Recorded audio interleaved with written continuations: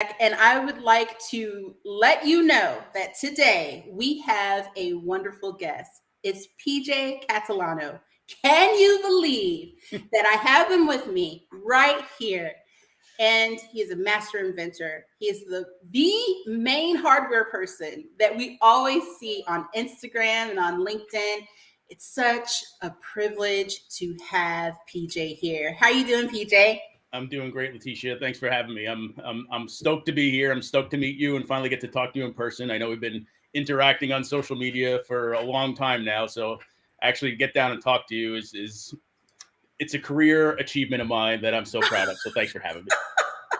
Well, you know what? I love it, and thank you so much. It's so cool to have you here. We were just talking, and I was thinking. I said, "Wow, I can't believe that PJ is actually here." And when I was talking to Devontae yesterday, he said, "You're going to have PJ on the show." I said, "It's like this. I get to speak to heroes all the time, and now it's just so amazing." So, again, I'm just so pleased that you're here. Thank you. You are a master inventor. For those of you all that do not know, okay, PJ is a master inventor, creates content, is a real person, actually lives and breathes the technology, is one of the few people that actually gets to touch mainframes. Not only touch it, but break it. And break it. Which I just... I feel like it's exhilarating. I would be like, wow, yeah, I'm going to go break something today. That's just fun. I mean, people pay good money just to break stuff now. It's like a whole business. So I want to jump right in because we only have an hour. Yeah. And, time is precious. So I want to start with, very in general, what inspired you to learn about technology just in general? How did that happen? Yeah, so I fell in love with technology through video games, which I think for elder millennials like me, that's a common story. Okay.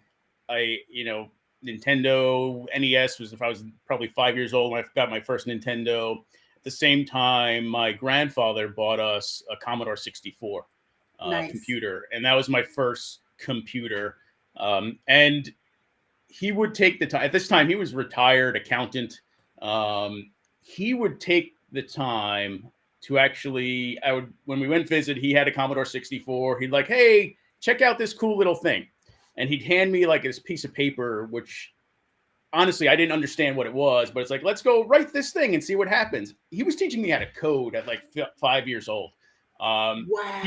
He had taught himself. And then he would take that and teach me, right? And I think that was having an early mentor, which, I didn't have the language at that time, right? But he really mentored me in technology, love of technology. And that kind of really lit the spark.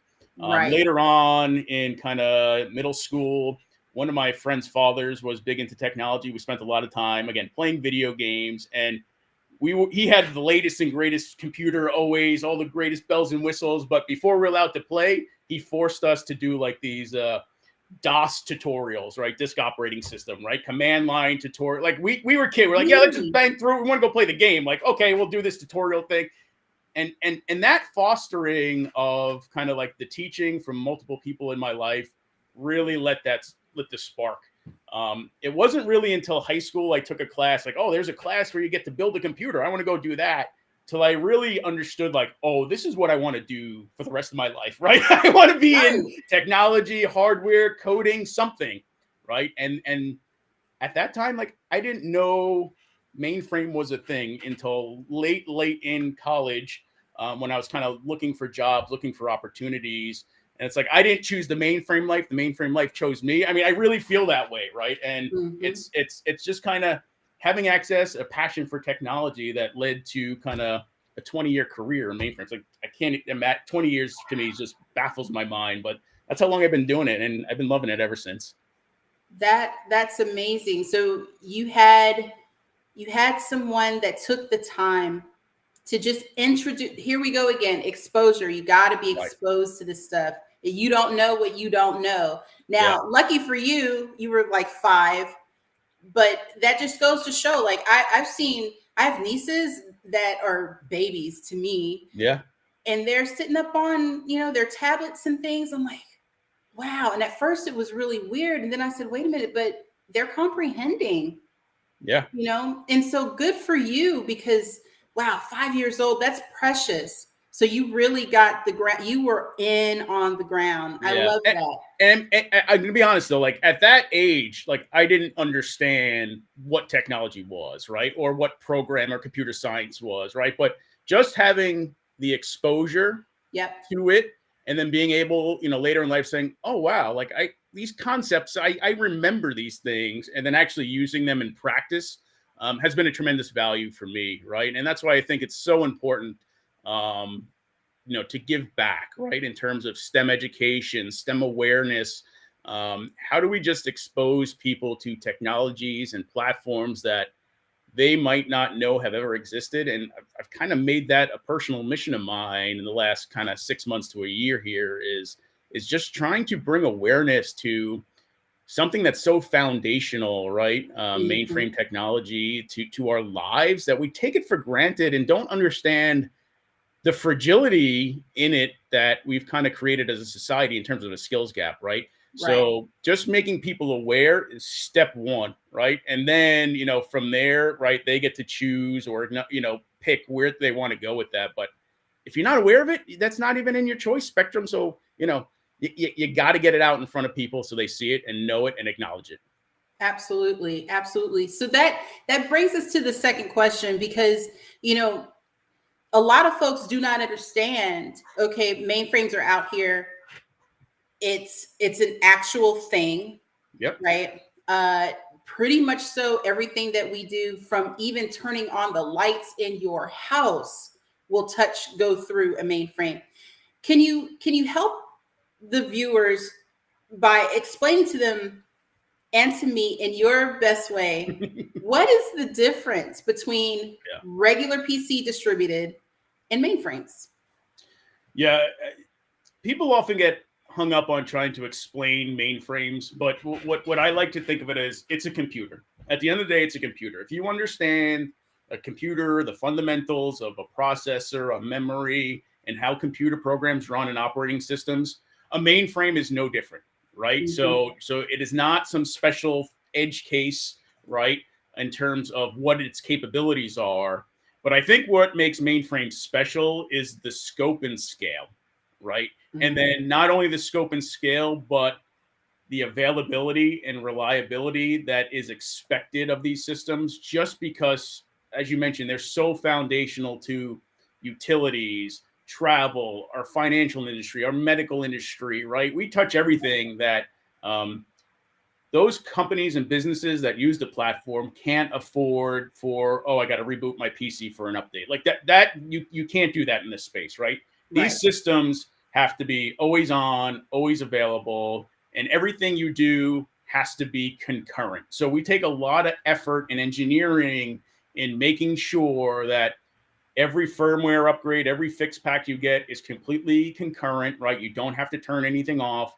And if you want to replace any component in a mainframe, any hardware component, that you can replace it while the system's up and running. You never have to shut your workload off, right? And we spend a lot of time, energy, and effort in testing exactly that, right? So in order for like the repair of, a failed IO cord, or even the processor itself, you could take a drawer and replace a processor while workload's still running on your other drawers.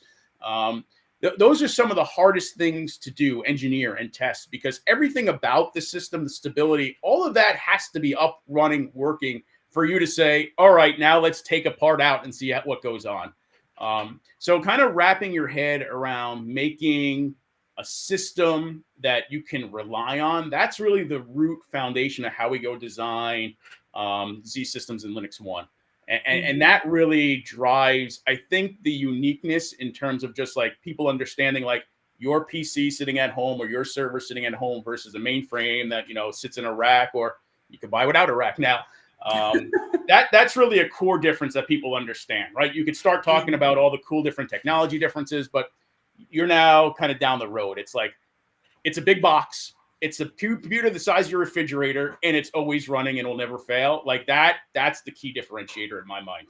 Wow. So as you were explaining, the brain was doing its thing that it normally does, right?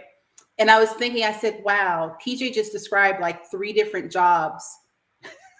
3, like, really. Yeah. And for folks that are in the viewing audience, if you don't know anything about mainframe, this conversation is probably one of the best conversations that we've had, because now you're seeing that from the hardware standpoint. Yeah, okay, there's people that work in data centers, but what if you actually got to work with mainframes? What if you're that person that's actually at the terminal? What if you're that person that gets to change out the chips and all of the beautiful nuts and bolts that go within a mainframe or a LinuxONE machine? Yeah. Can you imagine? That's like 3 different. So the possibilities are endless. It's good, rewarding work. Absolutely. And wow, that's just amazing. That's awesome. I hope that everybody gets value out of that one. Now, I want to know, and this is really important, what would you tell a person, what type of advice would you give somebody that is looking to get on the platform, whether it be hardware or if they're programming? Because a lot of folks just think, okay, it's only programming, but you see mainframes in a different light. You actually get to see the hardware piece, the part that lights up and makes all the pretty sounds. Tell us about that. How does a person get started? Yeah. If you're not familiar with mainframe technology at all, the first thing I point people to is the Linus Tech Tips videos that we did with Linus Sebastian. It's over a year now ago on YouTube. Look, LTT. I try to break $1 million mainframe, $1 million computer, right? Right. And I actually had the pleasure of working with Linus on putting that together. That was one of my career highlights, actually, meeting a tech hero of mine, right? And honestly, that's I think a good, easy access. Everybody has access to YouTube, right? So, pull it up on your phone, watch that. That'll give you the foundation, right? Of kind of at least the space we're talking about. From there, right? It's really about the second place. I know everybody mentions it, and I'm going to mention it too, is zXplore. Great program to get into and kind of build your skill sets around what this box is. I think there's some other unique places you could also look, right? I think the community, there's a tremendous community around zSystems, right. IBM Z Skills, in places like LinkedIn, in places like any social media, Twitter, right? Go there, look for some people, right? There's follow the people, engage with the people. And that's really how you kind of start building like what this is, the different areas, because I couldn't even explain to you every single bit of a mainframe, right? It's such a complex system. There's so many avenues to get down. And then honestly, go on Google and Google mainframe badges or zSystems badges, right? There's tons of education and, from Interskill to Coursera, free education. Look for websites, Planet Mainframe. Some other communities to get involved in is the Mainframers with a Z on LinkedIn newsletter that Andy McCandles runs. There's the 7 Nines community that Steve Perver runs, right? There, he has a Discord with that. Just get engaged, right? And start your journey that way. Don't get wrapped up just in the skills, because that could get daunting, but get wrapped up in kind of the people that are doing the things, so they could explain to you and see if you get passion from those people. Because I think I get passion. Everybody in the community is passionate about what they do. They want to talk to people about it. Just engage with them. Ask them a question, right? And we love to share, right? But we wouldn't be here if we didn't love sharing. So just get engaged with the community. Find communities. Find like-minded people. And you know what? Maybe start asking around if you're in a school or university. right, if they have any engagement programs around these skills or skill training, right? Because I think that's a great way to kind of get mainframe on your radar. And again, it's just about being aware of what it is and then dive in from there. Mm-hmm. Absolutely. Absolutely. I love that you came on here and dropped gems. What's your favorite gem? You like rubies? You like diamonds? What you like? Are we talking Pokemon gyms? What are we talking about? Do that. Don't you start with me, because we've already I already told you that's a whole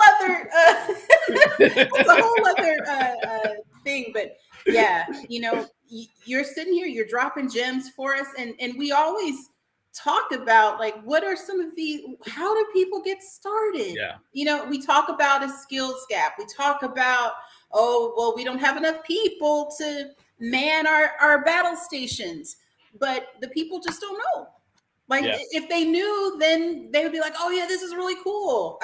I know. Yeah. I agree. Yeah.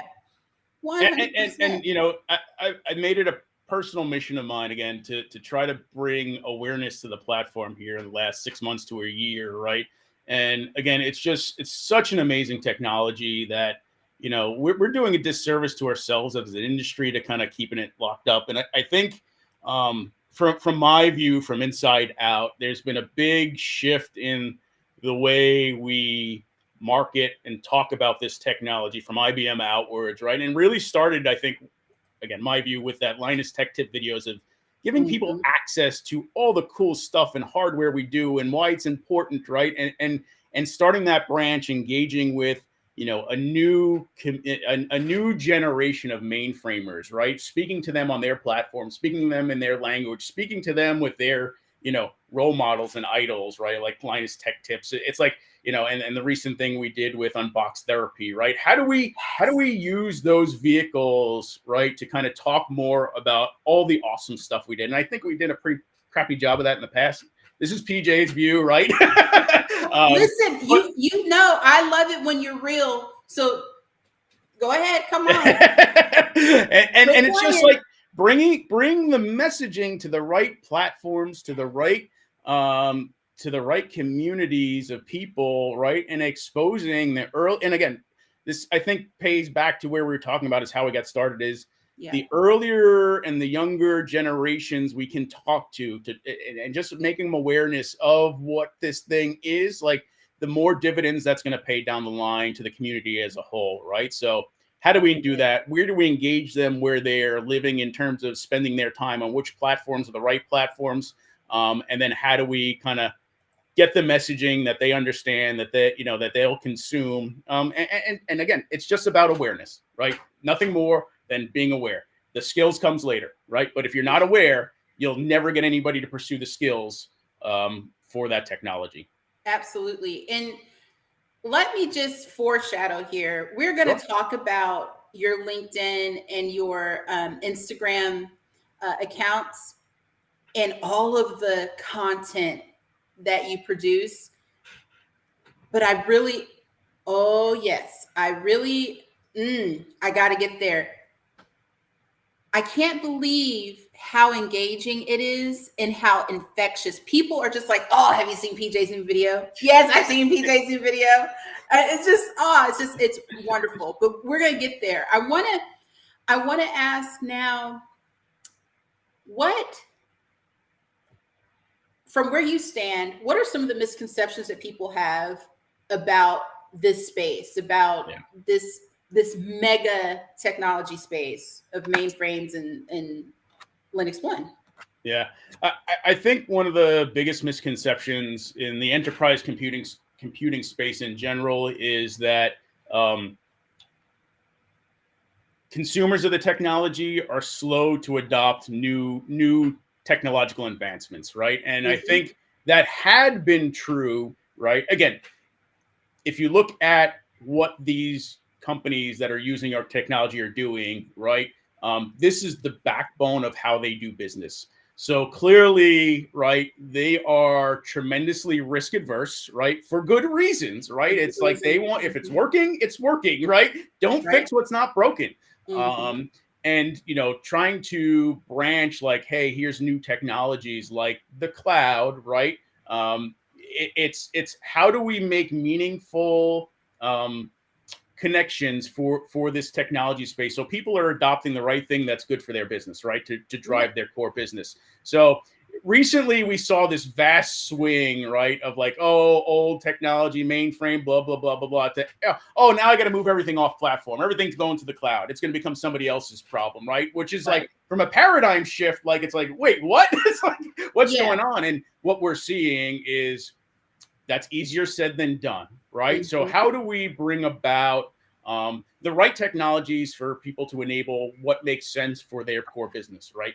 That's right. And we are seeing vast adoptions of technologies faster than we've, I think, ever seen before for the platform. So that whole myth of like, you know, people who use the mainframe don't consume new things. No, the businesses now are, it's true, right? Is, you know, it's been like, we've been offering, you know, latest and greatest technology in the platform, but people still use what they've been using for the last couple of years, right? And then kind of they'll slowly trickle. They want to see one or two other people, and that behavior still happens. But we have some clients that want to have the latest and greatest stuff. They want to do the newest thing. They want to be the first to do it, right? And we love that, right? It's because it engaged us, me, especially as a technology geek. It's like, yeah, use it. We just tested this thing. It's great. We, you know, don't wait a generation or two. Do it now. Like, we want to see it. We want to make sure it's great. It's working, right?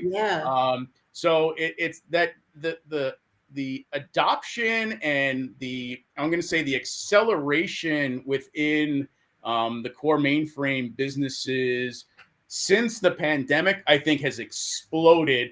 And it's up to us, right, to kind of keep up and keep feeding that need with awesome technologies, awesome new things for them to kind of want to consume our platform. And I think that's a big misconception that's changed just really in the last 5 years. And it's tremendous to watch. It's pretty amazing, because I see people and they're like, oh, I don't want to put my stuff in the cloud. I'm like, okay, it's not a place. It's not just a storage solution. It can be containerized. There's so many. It's like a really good salad. You have all of these different flavors and they all work together. Even if you take the dressing out, the salad's still there. Right? The dressing just kind of makes it better, which and you know how I feel about food. Me too. I get it. I understand it, right? But if you like croutons or not, right, there's many options and flavors that you can choose from, right? And that's why we kind of have these two like use cases for mainframe technology, right? The traditional core business, the z/OS classic, right? zSystems, and kind of the Linux one, right? Where it's like, hey, you know, at the end of the day, it's the same lettuce in the box, but what type of dressing you want to put on it, it makes sense for how you want to consume it. And guess what? We have a way for you to consume it the way you like, right? Like any good restaurant, right? We don't just offer one thing, right? We offer multiple things, and then you can customize how you want, right? So I think at the base, right, it's still like, are we serving our market correctly? And what are the things they're interested in? And then how do we, you know, get excited about that, what our consumers are excited about, or people who are using our technology are excited about. And that's a constant balance, right? And that's far beyond my pay scale. Like, I'm just the guy who gets to break it all when somebody decides we're going to do this cool thing. My job to break it. I love that. It's the right tool for the right job. And if it's not right for you, then, you know, get vinaigrette instead of ranch. Or a slice of pizza. Oh, don't get me started. That sounds good, actually. So I want to talk about a little bit about the job as far as like what you actually do, right? So what are some of the responsibilities for people that are, you know, engineering systems and doing tests and integrations? What is that like? Yeah, so my organization is called Engineering System Test and Integration. We have about 100 people within our organization. About 25% of the team actually is responsible for writing test tooling that we use. And then the rest of the team, 70-ish, 5% of the team is focused on hardware and firmware testing. So in Poughkeepsie, New York, where the majority of my team's based out of, we have 80,000 square foot raised floor. It's like a mini data center. We have 200 zSystems in that facility, and those are all mine. Those do not leave the building. And it's our job to, whenever there's new function, feature, hardware release, to make sure it's the highest quality before it goes out the door and we start selling it, because we are the last phase of any Z hardware or kind of new firmware content deliverable before it goes to our customers. So our job is to get the hardware, get involved as early as possible, and define test plans around it. Make sure we have the right test resources. Make sure we're using efficient use. I know 200 mainframes sounds a lot, but I could use another 200, right? Because it's just there's so much complexity and configuration differences that we want to cover everything as best as we can, and exercise it harder than we hope any of our clients do, and basically put our stamp of approval on it. Says this meets our rigorous quality standards. This machine is going to be reliable. It's going to be available. It's going to be serviceable before we send it out the door. So my job is really, at the end of the day, is my role is test architect and execution lead. So really that's a poor attempt of trying to say, I cover the entire spectrum of a project. So from the instantiation of this is the content that we're going to set as what defines our next major Z program. Where I'm in the room helping to find that content, helping to scope that content. Then once we actually get the deliverables from a firmware, hardware point of view, make sure that our test teams are ready. They know all the test requirements. We have that all defined, all the resources needed, and then track the execution of that through delivery. So that's my job at the end of the day. And of course, I wish it was just like you work on one project at the time, but there's like 3 projects overlapping it all the time. So that's the constant dynamic, is making sure we're giving every project the right focus with the right resources. And then every day kind of doing a balance to make sure that projects that need help have the right focus and resources from our team. And then also clearing the way for my team in terms of defects, right? Look, we're a test organization. We find defects. That's our job, right? So making sure those defects get resolved as quickly as possible to keep, our test teams making meaningful progress around that. So it's a mouthful. The long story short, I'm in a lot of meetings. I get to live on the test floor, interact with all the people, the great people on our team that actually kind of are running the systems day to day. And really help connect the dots, right? Because again, from a delivery point of view, I get to see the development, the delivery, and the test. So when things start breaking, then it's my job to connect the dots from like, oh, this thing's breaking over. Like someone says, oh, look, there's something funky happening on my system. I'm like, oh, we did get a delivery from, this firmware team, and that might impact that. Is this other system looking something? And help get those dots connected so we can kind of get to resolution faster.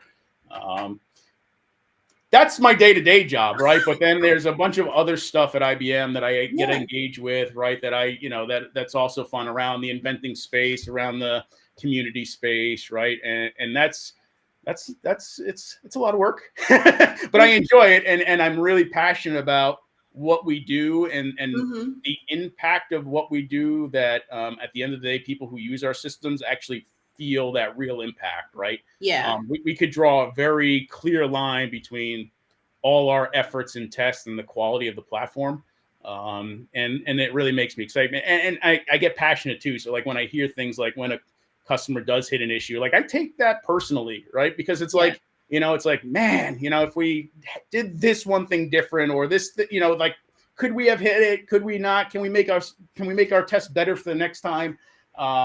And that's really the just managing the project through the phase of kind of final system testing, getting it out the door is really the main focus of my day-to-day activity. That's pretty amazing. And now here's the only thing I would have. Is it cold where you work? You said 200. Like, I'm wondering about the temperature. What do we wear? Yeah. So data centers at a constant 74 degrees Fahrenheit, at about, 40% humidity. So the test floor is comfortable, but it is loud. I mean, we have lots of machines, right? Poughkeepsie does get cold in the winters. That's a lot about that. I and I've hot in the seen summer. it white out up there. Yeah. But part of one of the value adds that we're seeing from our platform that we're designing towards is around sustainability and energy efficiency, and what are things could do for around data center design, to kind of make our platforms more efficient. And one of the advantages the Poughkeepsie site has is we're right along the Hudson River. So if anybody's been to New York, we're on the Hudson River, and we actually use the Hudson River as a heat sink for our data center. So when we're chilling water that pumps through the air conditioners in our system, we actually heat exchange that with the Hudson River to reduce our energy bill. And we're actually seeing lots more and more of data center design of how to interact, using natural resources, like geothermal cooling, solar, right?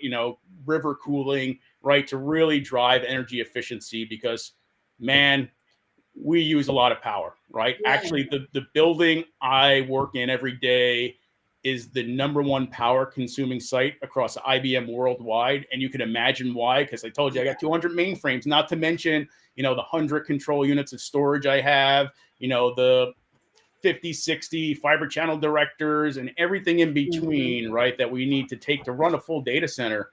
Right. And it consumes a bit of power. So everything we could do to save on energy costs goes a long way, not just from a platform level, but also from a data center level. And we take that all into consideration when we're planning and doing our design for data center layout. That's awesome. So, the viewers, again, you have this wonderful platform. You have some technology that's been around for a very long time. You know that it's always on. You know that it's reliable. Now, you know that it has some outstanding environmental capabilities, sustainability effort. I bet the plants around the plant are just thriving. I bet they are just the greenest of the green right now. That's important to folks, especially when it comes down to, where it's not like when I was coming up, it was like, okay, you got to find something that you can do. You're going to do that job, and this is how it's going to be. You got to be able. But now the way that the world is, right? Some people are just like, hey, I really want to make a difference, or the stuff that I do needs to make a difference. I love that IBM has taken such great lengths in just the design itself to make things sustainable. That means a lot. It means a lot, because this particular platform especially is a humanitarian effort. So it's nice to know that, we're doing well. That's good. Yes, absolutely. Now, I want to shift a little bit, because I know the work that you do is important, and it's probably always on your mind. And that's why you're a master inventor. For those of us that don't know, can you explain what being a master inventor is, please? Sure. So IBM has a heavy focus on intellectual property development, and that usually comes in the forms of, patenting.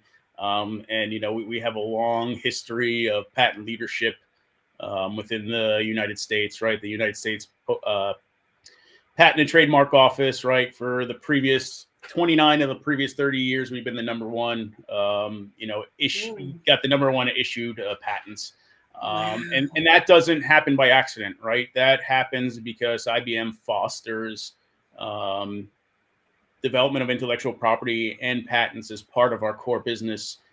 And the Master Inventor program is meant to kind of recognize, it's an honorary title. It's meant to recognize and highlight people that are active in the community, but more important, are giving back in terms of, teaching and educating people on how to become inventors to sustain that legacy. Right. So we have at IBM a point system, right? Where if you get a patent filed or not a disclosure filed, you get 3 points. We also have publications where we don't file as a patent, but we publish it. So it gives us freedom of protection to use the technology around it. And then every 12 points, you get an invention plateau. Now, IBM rewards inventors with these points. There is monetary rewards. for that. And the master inventor, it's the requirements change by business unit because of, the way different business units work. Obviously, some foster invention more because, it's hardware based, where software inventions in the past or patents in the past have been a little harder to patent just due to case law. Don't want to get into that. But so for our area, you have to have a minimum of 8 plateaus, right? Which is, there's 12 sets, 12-point sets. And then you're eligible to be master inventor. And then there's a selection process of kind of you talking about, what you're doing in terms of give back, because that's, again, we want to foster the community. And then every year they pick somewhere between 4 to 6 new master inventors. And it's really, it's an honor to be a master inventor. It's a passion of mine. I love inventing. I love thinking about inventions, and really fostering the creativity around the process. Because I think to be a prolific inventor, you have to have some creative spark or spark to foster creativity around that. And working in the inventing space, right? It really changes the way you think about everything, because you need to be looking at the world in a different lens, where you're looking for problems to be solved, right? You're not just look, oh, that's a problem, but it's like, that's a problem. But then you got to take that next step is there some technology behind it that we can go solve that problem? And it just gets me so excited to talk about inventing and working in that space that I think, that it's another passion of mine, and hopefully it comes across right. It's like, I love doing it. I love talking to people about inventing. And it's a great way, and it's fantastic that IBM actually fosters this for their employees to go do.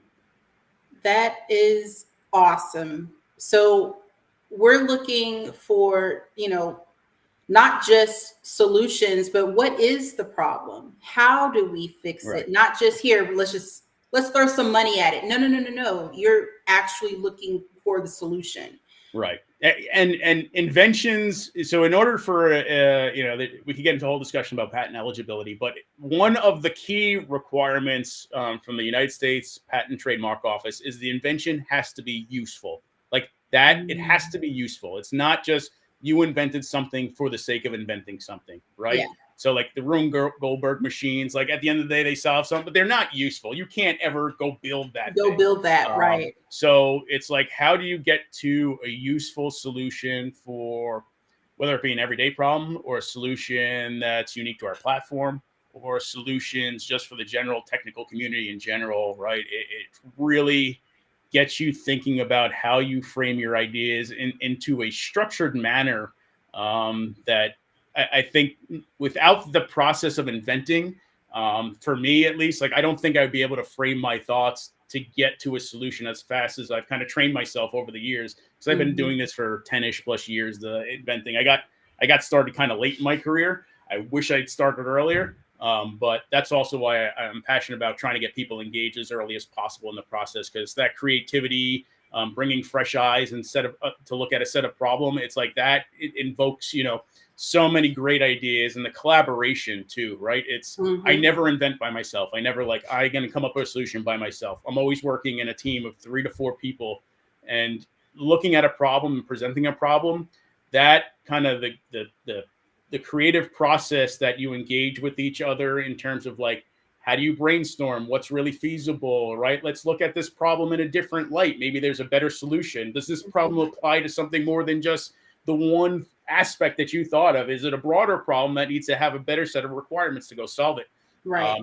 That give back, the creative process within a team. Oh man, there's nothing like it when you kind of get to a solution and like, yeah, this is going to be a thing. Like we're going to make this a thing. It's just, it gets me so jazzed, so energized. It's crazy. That is so awesome. And to know that it's not just you, it's a whole team. You all are working collaboratively. So you don't have to, it's not like it's burdensome. Yeah, you have people that are like-minded that want that solution too. Right. And what I also found, and this is interesting, so 2 things about like inventing teams, right? Yeah. To have an efficient inventing team, the first thing you need to learn is to have trust among each other. And what I mean trust is the ability to feel vulnerable. So let me explain. If I come in with a crazy idea, right, of like, hey, here's a thing, let me share this with you. I can't be afraid to share it that somebody on my team's going to like, oh, that's stupid, or dismiss it or mock it, right? I mean, I'm serious, right? It's because you actually do see that behavior sometimes, but be able to share something and it's like, hey, I'm putting myself in a vulnerable space. I don't know if this really is going to make sense or not, but let me share it in a comfortable environment. And then the fostering of, yeah, that's great. Or like, hey, that's not great, but, here's how we can make it better. That is a tremendous kind of, and in my opinion, it's a requirement to be successful in that inventing space. But that takes time. And again, you have to build that with a certain set of people over time. And having diverse, again, eyes on a problem always leads to a better solution, and feeding and building. And there's a part of the creative process where it's called like divergent thinking and convergent thinking. So like when you come up with a problem, what I tell people is don't be bound by reality when we're thinking about solutions. Like think about using magic, think about using, technologies that don't exist. Start, that brainstorming process with everything is possible, right? Because that really opens up like your brain to get to places that like, well, if I start limiting with this or put this constraint, you might never get. And then once you get to like, hey, I think that's a thing, now start putting your convergent thinking of like, all right, how do we actually build this in terms of a real environment? How do we engineer this thing? And you kind of converge back, right, to the solution. So never be afraid to kind of go off the rails, propose an idea that may be crazy, because that's kind of how you start that, the innovation process, right? Igniting that flame of what is possible by not bounding yourself by, all these constraints. So divergent and convergent thinking is a technique I use a lot in my invention process. And it's hard to be able to like think about like talk about something in terms of magic, right? It's just like whatever, but technology is indistinguishable from magic, right? And at the end of the day, if you don't understand it, it's the same. But use that as a mechanism to get to your endpoint, and then talk about the technologies required to get there. Because if you limit yourself, you're bound by what's already known and what already exists. By opening that door, right, you're now in the creative process. You're now in that creative space. You're now in a domain where things don't exist. Invention's possible, right? And you could go drive that solution that maybe nobody else has thought of. That is it. If we could put that entire statement on a t-shirt, I know that it would. Your t-shirt store has got about 90 t-shirts in it already. So that is divergent and convergent thinking outside of the box, being vulnerable, willing to share that idea or the theory that has popped into your head. I think that is super cool. And you know what? You're like the George Jetson. You are the George Jetson space of our time, because now I'm dating myself. However, stay on the bus with me. I'm going somewhere with this. When I was a kid, and I would always get up Saturday morning, because that's when the TV that actually you had to dial it or you had to press the button, right? Saturday morning cartoons. Okay, Saturday morning, and they started at 8 a.m. on the dot. Did not miss. By 10 o'clock, I would hear "Meet George Jetson," and I'd be like, "Yes, here he comes!" Yeah. And I always thought that seeing George talk to Mr. Spacely was like the biggest thing on earth. And now here we are, all of these years later, and we actually do it. When people were making these cartoons, dreaming up stuff that wasn't even available at the time. There was not. It wasn't available. But again, they weren't bound by the technology, right? Because they were creative artists who didn't care how the technology worked, right? And I think the technology caught up, right? And this is the same, and I'm talking about this in framework of inventing, right? But this is, you can apply this to any problem solving, right? In terms of a team, is if you have a problem, get the best people you have together, if they work great together and they're vulnerable and can kind of discuss, you'll get the best solution for your team, right? Mm-hmm. But it's also not forcing people together that aren't vulnerable, because there are people that, you know, I might not be as vulnerable with others, right? So it's let those people build the teams, put the trust in them, put the trust that they know who the best people that they can work with. It might not be the best people within the organization, but if they work best with them, and they trust each other, they can deliver you a better solution than just putting your best people on it at you know, and hope they come up with a good solution. So I highly recommend thinking about wisdom of teams, right? How teams should really be self-defined by the group, and then how do you go enable them or empower them, right, to go deliver you whatever it is you're asking of them, because they'll do that better than trying to smash a team together by any means. Absolutely. So, absolutely. I love that. What's the coolest thing you've invented? Story time. So back when, I don't know, about 10 years ago, remember, like, oh, McDonald's, the minimum wage was going to be $15. All the fast food workers were going to quit. We're going to be replaced by robots. So me and a team got together. We started thinking about, like, so if there's nobody working at McDonald's, who's going to put your hamburger together, right? So we're like, all right, well, what if we had a cannon, basically an extruder that had all the different, you know, your Big Mac sauce, your ketchup, whatever, right? And as your burger came through, there was a QR code somewhere on the burger, and then it would just automatically extrude the right mix of stuff for that burger and then pass it on the chain, right? So there's nothing that existed around that space, right? So we called it the condiment cannon. It was a big joke. So we started looking, like, you know what? IBM's not going to invent the condiment cannon. Like, that's not, like, within our technology space. But from that, right, we started thinking, like, well, how do you actually get a QR code onto something organic, like a hamburger, right? Like leather? Like, is there something that actually exists in the space of, you know, technology, and that could be rapidly reconfigurable, right? You could make a brand, and I could do the same QR code with something that's, but what about something that's dynamic? So we invented about 15 ways you can go build that tool, right? And from that idea of a condiment cannon, and this is why it's still my favorite invention, even though it's in itself was never invented, we spawned so many ideas in that domain, using different types of materials for the head, different types of ways to reconfigure it. Once you have, like, a head that has, you know, like the QR, like pixels that you can move, what are some other things you could do with heating and cooling to get gradient images for burning? Like, we came up with a whole set of things in a domain space that didn't exist from that one silly idea. And this is back to, like, this is the example of, you know, of divergent thinking. Like, who would think about a condiment cannon? We got there somehow. I don't remember how we really even got to that idea, but then it's like, all right, let's be real about it.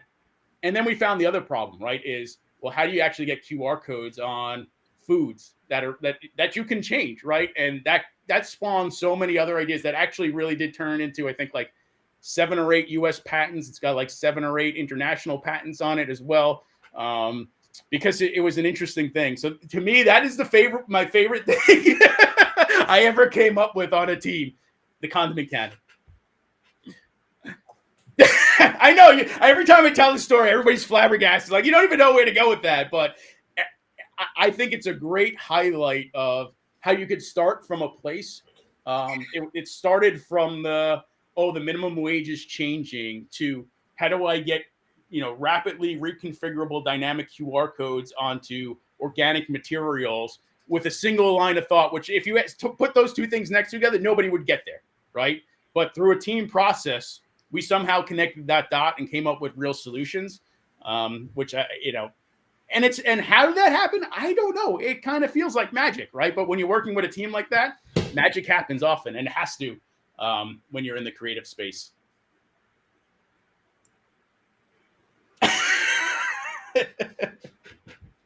Okay. I told you I was going to buckle up and strap myself in, because you've hit on two things, the technology and the food. It always comes down to food with me. I apologize, but it is what it is. Okay, so I love hospitality. I love food and beverage, and worked in that space because I was in service for a very long time. And the other day, still follow that space on LinkedIn. The other day, I kid you not, I was looking and there was, who is it? Miguel Patricio from Craft. And he was talking about, I think I wrote it down. Hold on. Because you know what? He was talking about Heinz Remix, you know, being a part of the cloud and all this kind of good stuff. And I was like, oh, wow, that's pretty amazing. You can put your condiments on your stuff. Yeah. Now you're telling me about some ideas, this invention that you invented.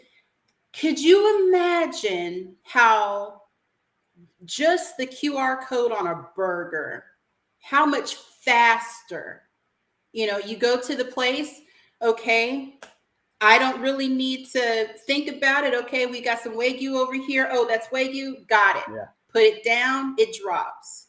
Right. You know, you don't have to sit there and worry about, okay, I'm going to have to do this and I'm going to have to do that. And here's my ketchup and here's my, you've got a remix going. You've got your QR codes on the food and it's tasty and it's good and it's identifiable and people are having less mistakes. The food cost goes down because there is no waste. I am just so impressed right now. Just let me wrap myself around it. And we don't think about that. We don't think about those things, you know, in the big scheme of things. And look at you. And then the application, right, is you start thinking about what the primary application was. And in this example, right, the primary application was hamburgers, right? But, you know, the application for the technology can and does expand, right? So it's like, can we use this for, because the one space we looked at obviously was branding, right? And there's a lot of branding for livestock, right?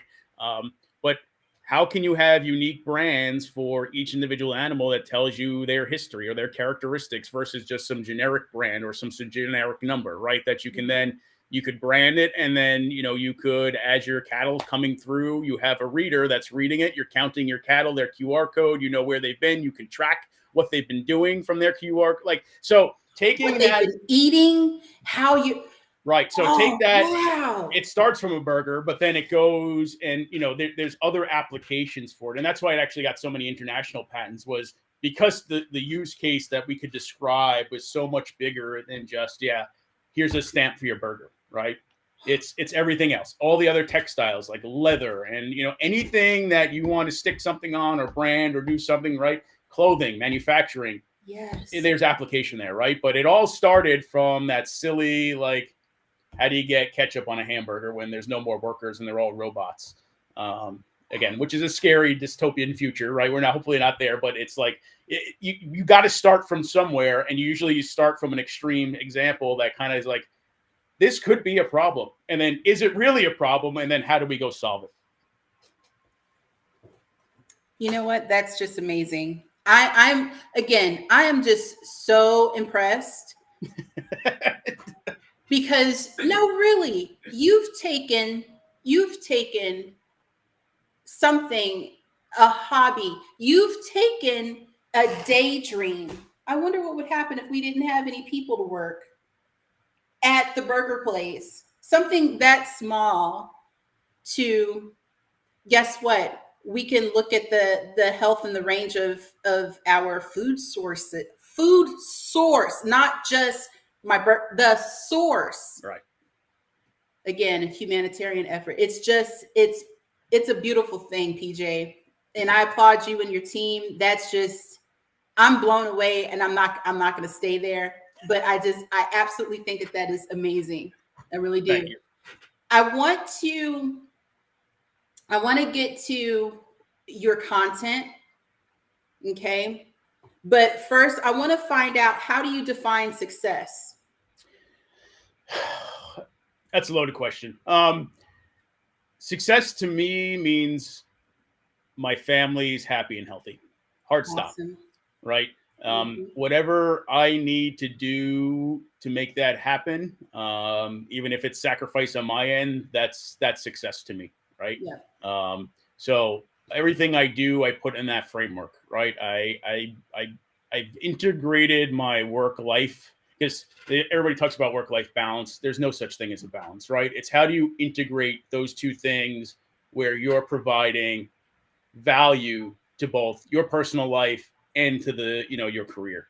And once I kind of got that concept in my head, right, it's not like equal time. Like balance assumes there's some equality there, and it's not equal. And guess what? It's not going to be equal all the time for everything. Sometimes some things need more focus than others, but how do you not sacrifice or impact, your personal life for your job, right? I think has been a key tenet in the way I think about how I work, why I have so much passion for what I do, because when I'm here, I'm invested and I'm all in, right? And same thing with my family, right? So using technology, right? I mean, I live on my phone. I have everything, 90% of my job I can do straight from my smartphone, right? And that's really has enabled me, like, if I'm going to go to my kid's football game, I'm going to go and be there, right? If I'm going to be there, my daughter's track meet, I'm going to go be there.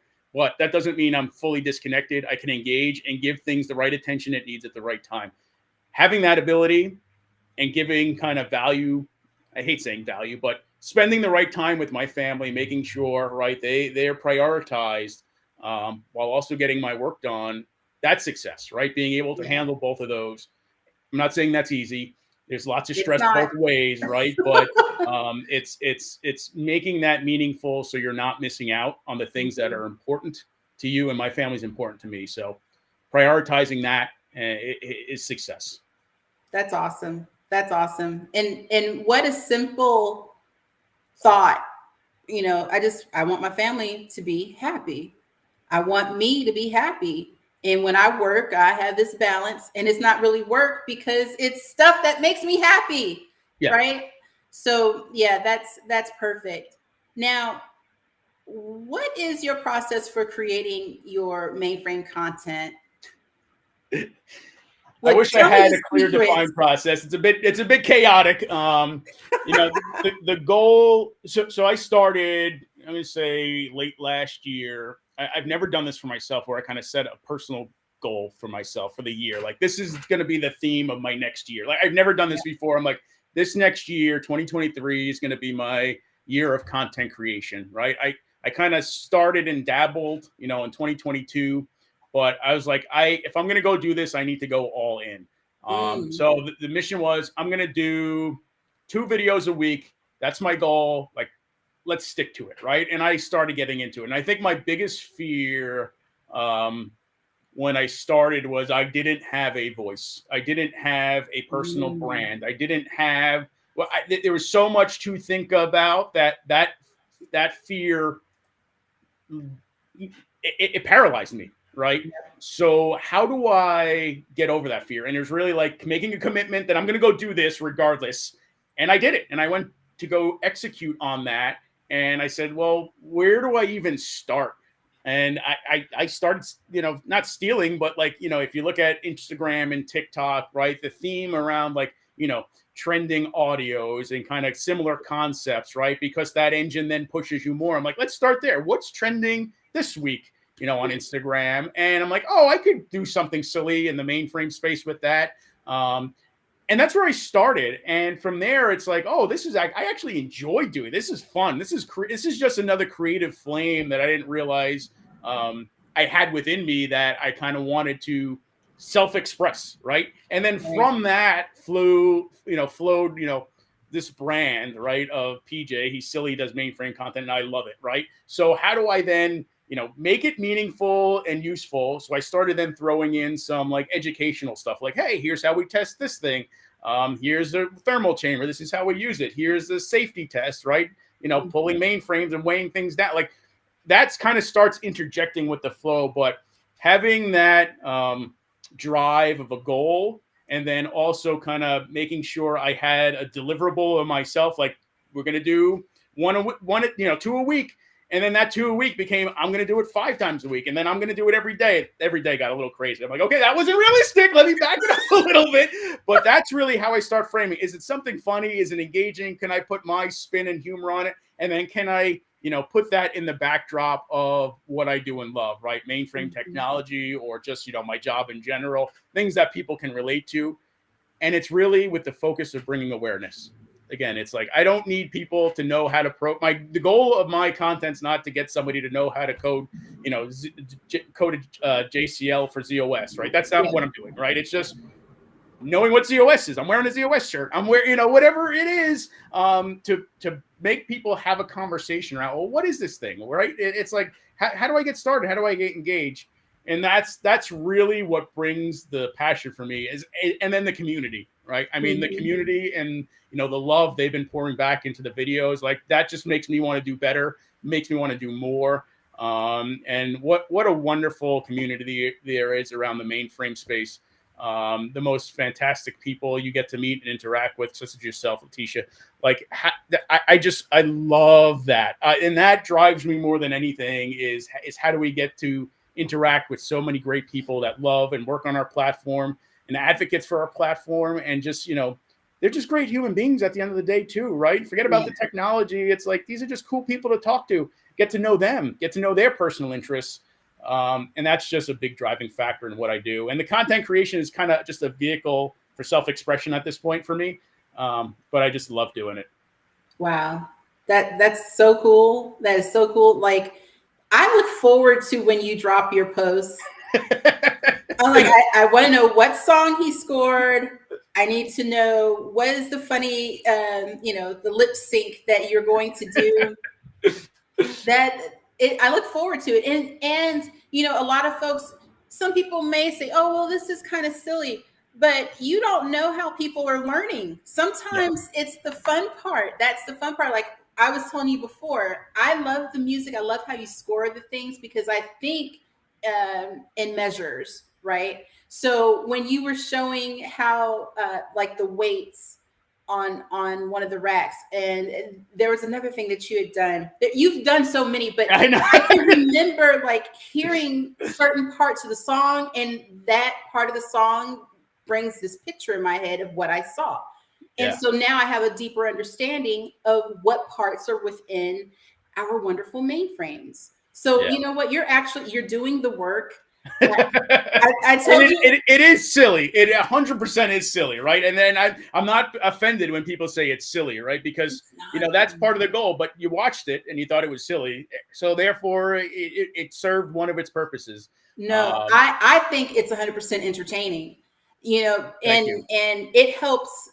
Your content is so good. It helps. And I think like before, when I was telling you, I was like, I can remember you in sound bites, and people can too. It's like, oh, do you remember that part? Yeah, I remember that part. That's a huge thing, because sometimes attention is expensive, but here you are giving it away.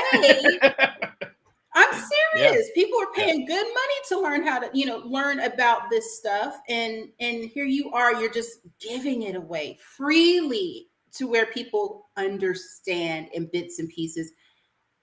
Truly an honor to meet you, PJ. For real, for real. Thank you. One of the most realist people I have met thus far. And I have, I love all of my guests. And everybody will tell you, Leticia is just rainbows, all the rainbows and butterflies. She talks about baking like it was a job. Yeah, that's my thing. But really, like every time that I get to do this and speak to one of my heroes, one of my superhuman individuals that are in my mind, I just feel so honored, and you are a part of that. Thank you. Thank you for your contribution to this space, because it's meaningful and it's rewarding and it matters. Do you have any shout outs that you want to give before we end? Oh, so many. I got to start with my wife, Jen. She's been a supporter of my silliness for 20 plus years now. We were high school sweethearts. So yeah. I don't know about supporter or tolerator, those lines blend at times. But yeah, I mean, my kids, right? I do everything for them, and you know, my goal is to make sure they cringe every time they watch one of my videos. So you know, I'm living my dream here. Winning. You know, the people that inspire me, I'm going to be honest, where I'm at in my career is people that you know, I see are trying hard to work on themselves or the things that they are passionate about. So, you know, Albany State University students, Devontae, Adia, Tyler, Dr. Anwar. I mean, those people who are engaged, excited, understand it, like kudos to them, right? I wish I had a framework to enable me. I mean, I was lucky enough, again, to fall into this career, but to give people a pathway is really, I think, critical. More universities need to embrace that. One other person I want to shout out to is Shambi Broom. She is the founder of a nonprofit organization called Web Girls Code, girls with a Y. She's out there killing it. And she's been a personal friend of mine that I somehow found on the interwebs. I don't know how, by magic. But she's actually been a tremendous coach to me on kind of some of the content creation stuff. And big thanks to her. So find her. You could probably find her at WebGirls2, the number 2, and again, girls with a Y on every social media platform. So go please show her some love. But you know, the entire community, people that react in the positive vibes. Oh my God, I could go on for hours. But the whole mainframer space, man, I haven't found somebody that isn't jazzed or excited about the platform. You know, just love each other. I mean, support each other. Everybody's just tremendous and celebrating and supporting each other. That brings so much joy to me, right? To see that happening, you know, and anything I could do to contribute or help to that joy, I'm here for it all day. I like that a lot. I like that a lot. Thank you, PJ. And viewers, let me just tell you, if you if you didn't get anything out of this today, you need to write me and I'll just send you the I'll send you the link so that you can be able to, you know, rewatch and really take it all in. I'd like to thank my very special guest, PJ Catalano, for coming to the show. I'd like to thank all of the supporters that have been supporting Tish Talks Tech. This is just a passion project, really, and I get to meet my heroes and I get to let people know that the mainframe space is where it's at. Mainframe is awesome. Yeah. LinuxONE is awesome. The IBM-Q, all of the zSystems. If you can't get these skills, you can get these skills. There is a way. You can do anything that you want to. So thank you so much for joining. Thanks for the support. And you all have a great day. Get these skills, and I will talk to you very soon. Until next time. Bye for now. Take care.